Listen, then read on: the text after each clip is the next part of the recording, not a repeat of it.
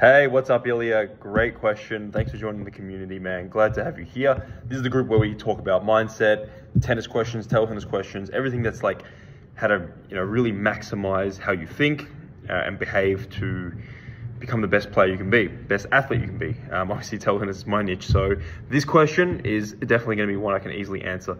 This one is tennis related. When I play competition, I like to attack first. Great. Especially spin the ball heavy with my forehand. Do you mean off backspin? Do you mean off a flat ball after you serve topspin and they flick? Well, what do you specifically mean here? I've got absolute ironclad confidence in this shot no matter whom I'm playing. Fantastic. You definitely need strengths that you just trust no matter how triggered you get, how scared you get. Unfortunately, good opponents find ways to attack first too. Yep, absolutely. Welcome to sport. Welcome to high-level sport. Plus, there are very good blockers that get used to my spin levels and get very comfortable blocking me out.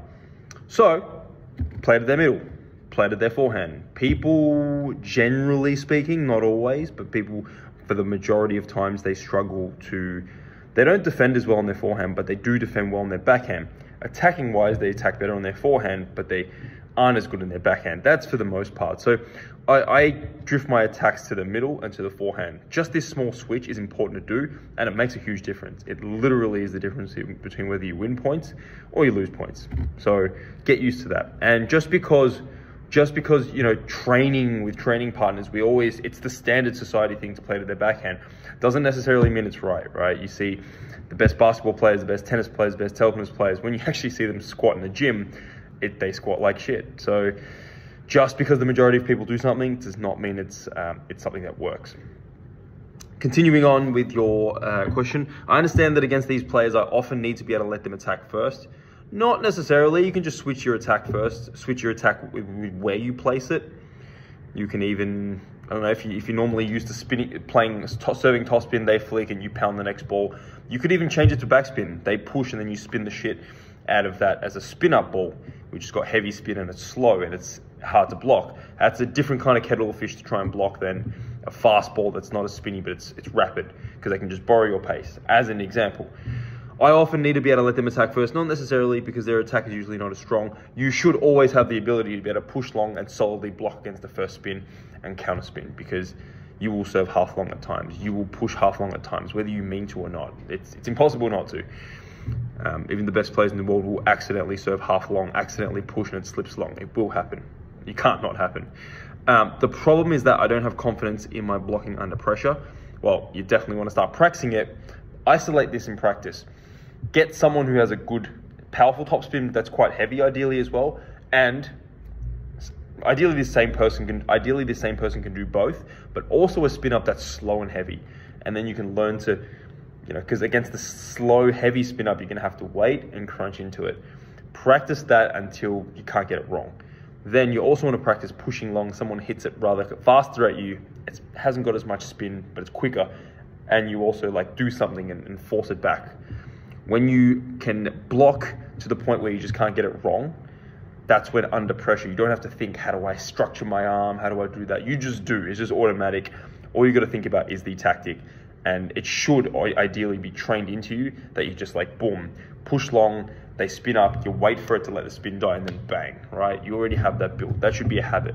For more technical details, you can ask me. Obviously, I can then break it down technique-wise, but we're talking more about answering your question as a general basis. So continuing on with what you're saying, when I play familiar opponents at my local club, I can just play like a wall. Yeah, because you subconsciously know exactly what their patterns are, what's going to happen before they even hit it. This is normal. But against an unfamiliar opponent in a tournament, yes, this is where it's different. They also are not going to know how you hit. So there's always that element of mystery when you play someone that you haven't played against. This is sport. Welcome to sport again. A successful block feels more like a miracle, even if their topspin game is objectively weak. Well, look, if it's objectively weak, then you should be able to block it no problem. So you've got to respect that ball, even if it's softer. You got to say it's softer, but it doesn't mean that the quality is lower.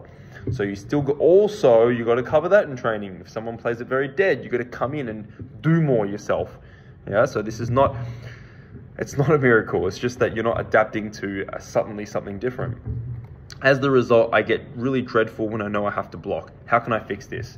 You practice this so many times. Well, first you need to video analyze when you play someone who you don't know, and look at the exact ball. Look at the exact ball. What kind of a ball is it? Is it too fast for you when you're taking your bat back, or is it too slow and you're not actually doing something yourself? You're not waiting and getting your body into it. It could be a number of reasons. You need to figure out what this technical reason is. Once you figure out what this technical reason is, you need to structure your practice in a way that targets that specifically, because that's where you've been stuffing up. So you need to target that specifically, do that so many times, and then if you get in that situation, whether it's against a player you know or a player you don't know, you can do it, right?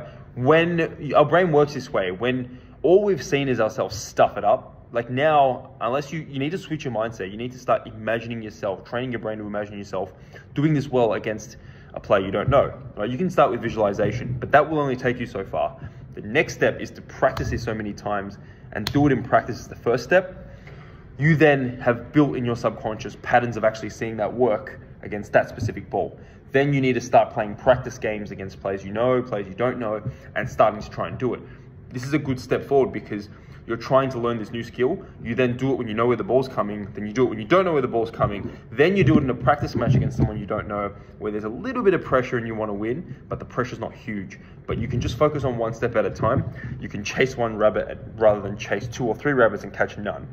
Then when you feel comfortable to do that, then in a match you can start to get into it and do that, right? And you've already built up all this confidence, and it's hard not to imagine yourself doing that before it's even happened, because you've already done it and seen yourself do it so many times.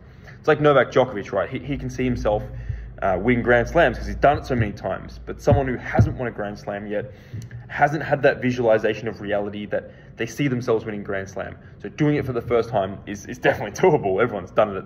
Everyone won their first Grand Slam at some point, but they already see it playing out before it's happened if they've done it before versus if they haven't. So you can still, someone who hasn't done it can still visualize it. It's just a bit harder, right? So create real life evidence where you actually fix this ball. Find out what it is, fix this ball, do it so many times, and then you take yourself in a practice game situation, do it there. Then in a real game situation, it becomes a lot easier. Then in the real game, you just got to focus on doing it whilst there's a lot of pressure going on, right? If you go from training, doing it, oh, you feel good, then suddenly you try and do it in a match, you don't know where the ball's coming, you don't know the opponent, you're under all this pressure, you're trying to battle against 3 things at once. So hugely, my recommendation is to do it one step at a time, because our brain can only compute one new learning at a time, or one new external stimulus or factor at a time. So that, my friend, is how you do it. Hope that answers your question. If it doesn't, yeah, DM me again of what you're not clear on. If you're an athlete in a individual sport like squash, tennis, badminton, table tennis, whatever it may be, join my free community in Skool. Skool, endorsed by Alex Hormozi, for business owners trying to start their new community, a new business. And the reason for this is because I'm going to help you for free understand how to deal with pressure in sports, understand the mindsets and the attitudes, and how to really navigate your way through being an average athlete to an elite athlete. As someone who's been a 2-time Olympian in table tennis, I started to figure out as a confidence coach for people in their everyday lives that these were the exact same principles that I used to become an elite athlete. The only thing is, elite athletes who do it, they just do it subconsciously and they're not aware of it. Things like the right attitude in a match, how to think, how to deal with parental pressure, how to actually deal with pressure, how to close out matches against players that you feel like you should beat, why we experience pressure in the first place, how to think about it, how to go about it. All these things are in this group are going to be taught to you for free. And until this is going to be a paid service one day very soon. So it's in your interest to get in as soon as possible. And if you get in now, and provided that you're a good community member, you're relating back to the other community members, you're sharing your wins, your challenges, asking questions, and also giving back to the community in some way, I will give you access for lifetime.